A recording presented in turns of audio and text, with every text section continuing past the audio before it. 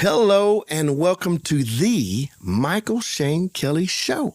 I'm your host, Michael Shane Kelly. This is going to be a great conversation. Are you ready? Let's go.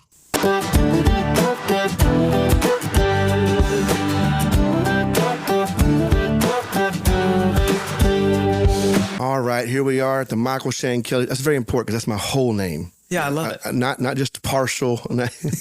You're really branding it. I went hard after this thing. I want everybody to know who this was. No, it was actually, it was kind of a funny thing. We're trying to find a name for the show, and we just kept digging around and finally found out no one had Michael Shane Kelly anywhere online. I'm like, well, let's take it now before someone else not as worthy should take the pawn. So the man umming right now, this is my friend, this is a guest, this is an incredible young man, talented guy, and I'm looking forward to this conversation. He goes by the name of Britton Moore. Yes, do you have like the Britton Moore show somewhere? You know what? I'm thinking about doing it now because the name of your show sounds so nice. I may need to say Britton Troy Moore. Ooh, nice. We should launch that right now. The Britton Troy Moore show, and everybody would tune in and like crazy to watch this. I'm not sure. Well, you know what? Here's the deal. The truth is, we've never met, really, maybe once at a conference or something briefly. You've actually had a lot more conversation with my son. Yeah. In regards to, you're up here for a youth conference right now. Yes, sir. And I'm looking forward to this and the reason we're here, because you're an incredible worship leader. I got to see you lead worship at, I think it was in Seattle. Is that where it was? Yeah. Team Church. Man, that's right. Thank you. And man, you guys, of course, you remind me of your dad immediately. And I'm sorry to do that too, because I get told that all the time from my people that know me. You remind me of Leroy Kelly. Well, you are without question, talent-wise and even spirit-wise, a spitting image of your father. And I admire your dad. I always have. He's just a talented guy, and I really appreciate whenever fathers and sons can have a legacy in ministry. Yeah. And I see that happening with you right now. So tell me what's happening there in San Antonio with you guys. Oh, San Antonio is an amazing city. First off, it's I grew up there. We moved to San Antonio in 2008, and our family planted a church in 2009.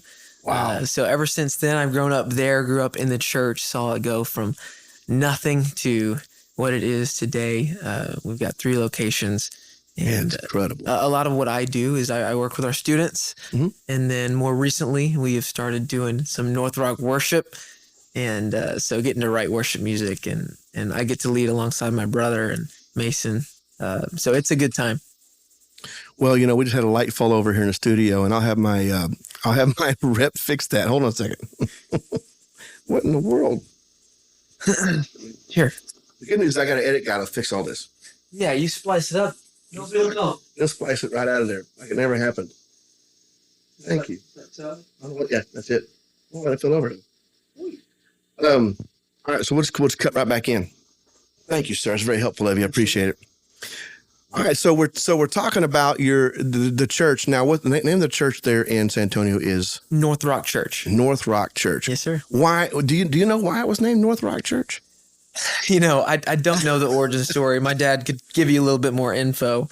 It's a great name. I was just curious because we named our central Triad church here in Winston-Salem because we're dead center of the entire Triad area. So it's 3 major cities. And so I was just wondering if North Rock has something to do with like a positioning or some, you never know. I mean, it's interesting to hear the reason why we named them. I wish that I could tell you. It's okay. We'll cut it out. Okay. No one will know. All right. We'll go to another question instead. Yeah. All right. So we'll move away from that. All right. So it is incredible to see the ministry you guys have there in San Antonio at North Rock Church. Just beautiful, powerful. And I remember when your dad was in a little bitty town. Yes. In the same time my wife grew up in. Yeah. Starks, Louisiana. There's no reason to go there. It exists. And I'm sure that your dad may feel the same way. I don't know. No, it was all very positive, positive, and we're grateful for that. But it's exciting to see legacy and exciting to see you and talk to you about this. Now, Jacob Lowry, whom I've interviewed on this podcast as well, he played for me some songs off of your album. Oh my gosh. Yeah. Oh my gosh. Dude, it was in my truck. We're driving along. He said, yes, you need to hear this. And I'm like, oh man, turn it on. That means so much. It was incredible. And so now is it I don't know if what I heard was the version that everybody gets to hear going out. Is it available to people now? It is. So I have a few songs available. You could call it an EP if you wanted. But yeah, so about 2024, I started releasing music. After I had come on to a show called The Voice, and realized that right. was Let's stop for a second. Wait a second. You said The Voice. What? Yes, sir. Okay. Yeah. Okay. I'm sorry. Go back to the story again. We'll come back to The Voice later. Okay. Honestly, for a lot of my life, I realized that God had kind of put something in me to pursue music. He had given me a gift to sing, and I had realized, I could even say over the past 5 years, that writing was something that I was also passionate about. And so I started writing music on my own, all types of different songs. Yeah. And so I had songs just in my phone, like ready to go. And I guess that's where Jacob comes in, and he's kind of come and made it happen. But yeah, the songs are available and out, and I released one a few months ago called Fond Memories. Okay. And that's my favorite one so far. Fond Memories. Now, what's the name of the album? What's the name of so if Britton Moore, Fond Memories, or is there an album name too? There's no album name. Like I said, it's kind of like an EP. Gotcha. So I haven't really truly put them together. Oh, interesting. But there's just several songs, and the way that streaming works nowadays, you can throw it up on Spotify or anywhere you listen to music, you can find it. But it'll just be individual songs. But yeah, Fond Memories is that's a tearjerker. I don't know if I heard that one. I don't think I did. But what I heard had me so pumped. It was a beautiful sound. And man, your voice, your vocal range was definitely shown off in that song that I got to hear. And Jacob's like, this kid's incredible. He just couldn't stop bragging on you, man. And when Jacob brags, it's real. Right. Jacob Lowry doesn't just give everybody credit. No, if it's real, and he couldn't stop talking about it. And I absolutely loved it. And so if you're out there listening, you got to go check these things out. This man's got talent. Now, he dropped a little nugget on me just now I wasn't fully aware of. Very humbly said, after I left The Voice. So, tell me more about what I don't know about. Yes. I will say that was a big part. That has been a big part of my life over the past few years. So 2 years ago to the date, I was in Los Angeles filming for The Voice on NBC. Incredible, man. And now I've always done music, always knew I wanted to do music, but there's a whole long story. Mom signed me up when I was super young. Mm-hmm. I auditioned. I got it, but I didn't do it because I was in the sports world at that time. But once I stopped playing sports, I decided to go give it a shot. Yeah. And, it all turned out really well. I got a lot out of it. Mm-hmm. But God used it in a lot of different ways. And, but I would say the connections is really what has come of that. Yeah, I could see that. Fun experience. So did you turn some chairs? Was there some moments there? Was there some? I'm just curious. How'd that feel? Yes, sir. So I always like to say I was extremely nervous going into it. Too. So the coaches were John Legend. Good grief. Michael Bublé. And female country artist Kelsey Ballerini. Yes. And Adam Levine. Jeez. So no pressure at all. Right. And you're going up there. You can't see them. They're turned. They have their backs turned to you. Right. Yeah. You're just standing there on a stage. Dr. Evil chairs. Exactly.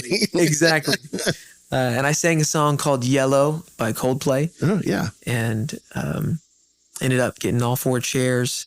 And after that moment, it really changed the trajectory of my life, I would say.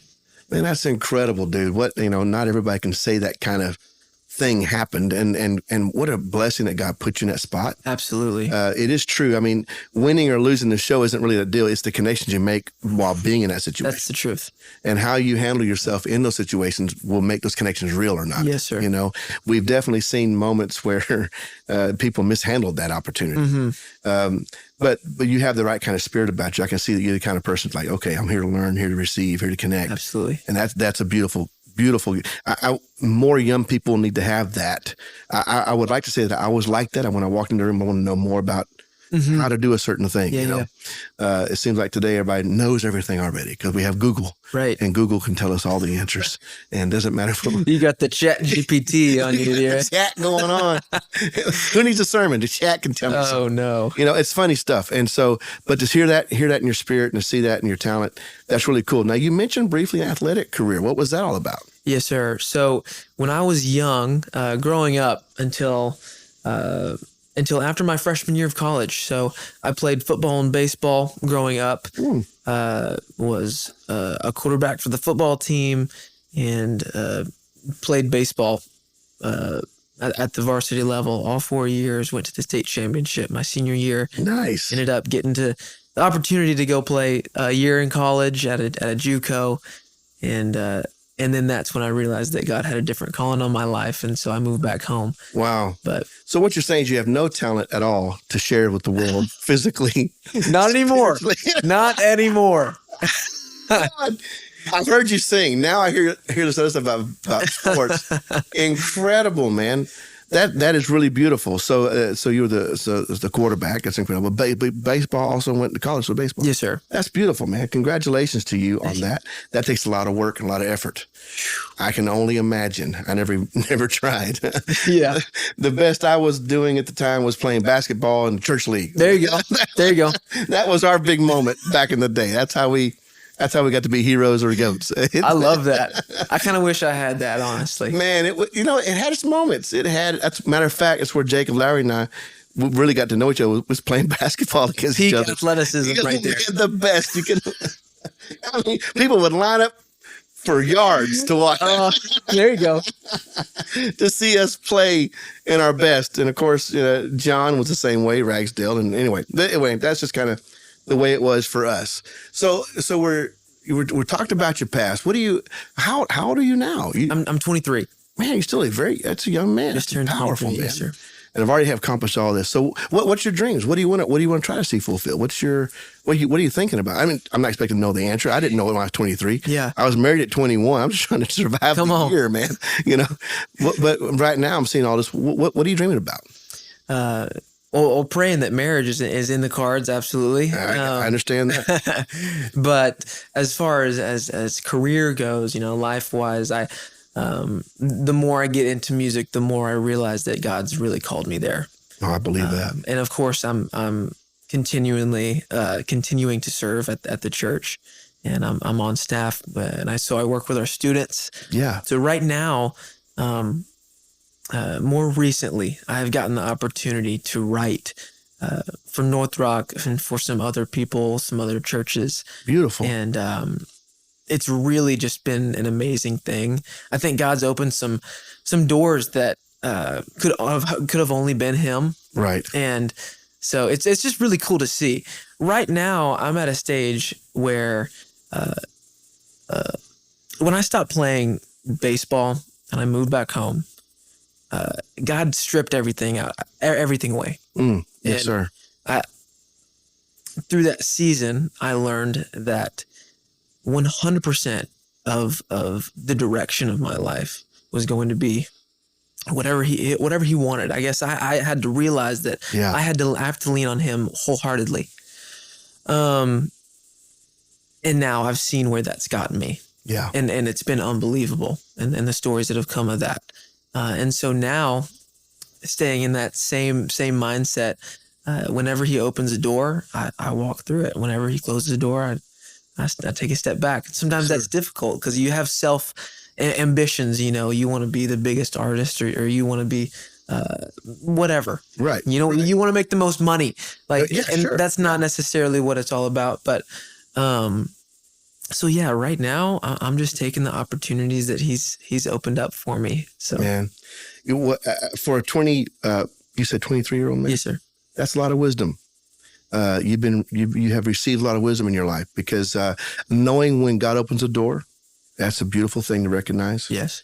And even more importantly, recognizing when God shuts the door, because that's where a lot of us get messed up. Yeah. We think, well, God gave us to me. I'm supposed to keep doing this, keep doing this, keep doing this. And the truth is, there are seasons and times for everything in life, and sometimes that door will be open for many, many years. Right. And then God will say, "Okay, now it's time to close this door." And I think it's not that we don't want to obey. I think we're afraid of the hallway. That's we're good. just, what is it going to be? If I'm not doing that, well, who am I? What am I doing? What am I going to be? Identity. And your identity gets lost. That's exactly right. So now you're stuck in the hallway waiting for the next door to open.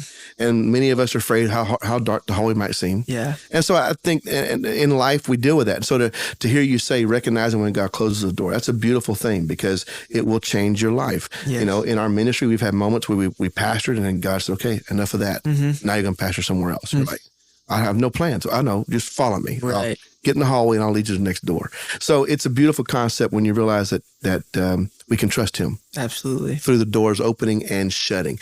We often celebrate, God opened the door. Yeah. Amen. Yeah. But not so much the other way around. We don't always celebrate when He shuts it. You're like, "Do you not love me, Lord?" Right. Right. No, man, I get it. So it's beautiful to hear you say it that way. And I know it's kind of a loaded question, but I only ask it because sometimes God brings inspiration in the moment, as well. Just kind of say, here's what I'm looking for, right? And so that's a beautiful thing. I'm proud of you. It's so nice to get to have this conversation with you. And this next 2 nights, we'll be having our youth conference here. Yes. For those, I don't know when it's to be aired exactly, but it's called Next Gen. You can look it up online, check it out. If you miss it this year, you can catch it next year. This year, we're giving away $15,000 in scholarships. That's right. Isn't that cool? It's amazing. I'm so proud of our team. My son is our youth pastor. He and his wife do an amazing job. Yes. My daughter's also a pastor on staff here, and she's doing a phenomenal job. So it's interesting. I love to see families working in the ministry together. Yes. It's a priceless thing to have. It is a beautiful thing. Yes, it is. So you know that fully with your brother, your dad, and I just admire that. Give you guys all the respect for accomplishing that because it's not easy in today's society, especially today. And we have it here. My dad's still here with me, as a matter of fact. Oh, wow. And so I'm the man between 2 generations. Gosh. Pulling from. Yeah. But it's okay. What a blessing, though, right? It really is. It really is. And I'm grateful for that. And so we're excited about the future. So the next 2 nights, I'm looking forward to hanging out with you and getting to know you some more. Yes, sir. And watching some worship, being a part of the worship. It's going to be powerful. Britton Moore, thank you so much for hanging out with us today. I appreciate it. And we'll see you guys soon. We love you all. God bless you.